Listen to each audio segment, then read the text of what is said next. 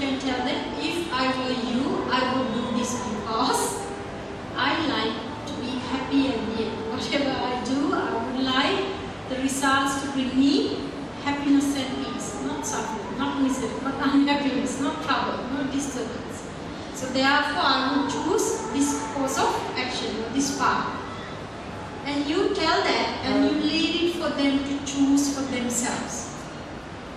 And you tell them, whatever you choose, my dear son, my dear daughter, it's okay. Okay, you go ahead and do it. I'll be there for you. But make sure you will be the one to reap the results, not me. It's not me who is going to be happy or feel miserable or suffer. It will be the person who is doing it. So it will be you. You take responsibility for your action. It's all, there's freedom, okay, you do it. You can do this as long as whatever they are trying to do is doesn't bring such disasters, or it's not so dangerous.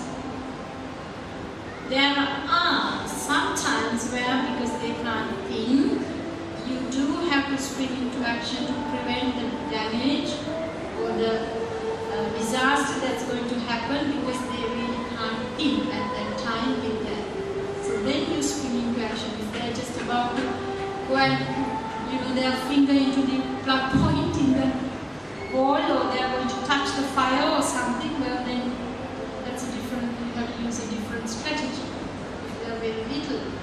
But even then sometimes I tell them, you let them do it. Before you do, you spell out the outcomes. If it's just touching the fire, touching the fire just like that doesn't really hurt or burn. But after once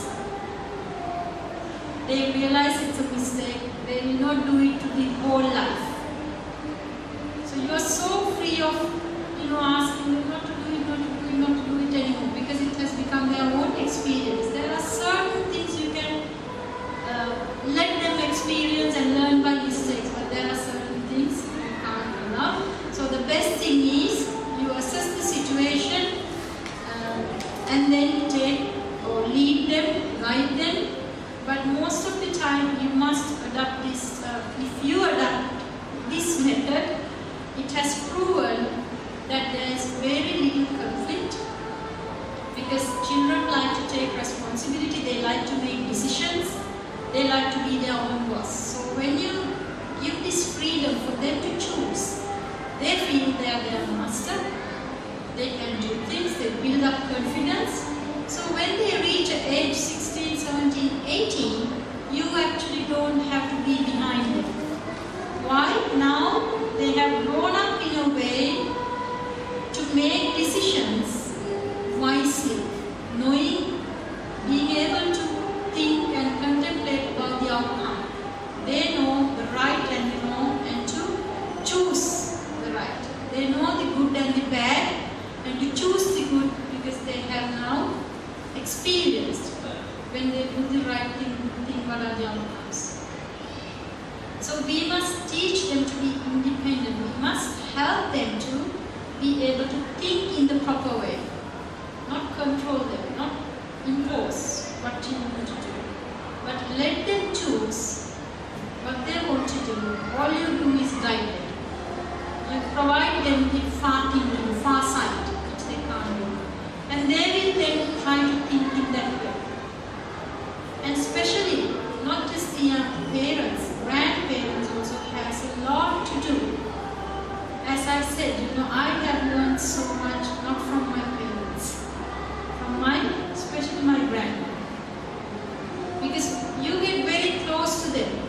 They are like friends. They really don't try to control you. I guess the grandparents, they have brought up many children, and they have realized their mistakes.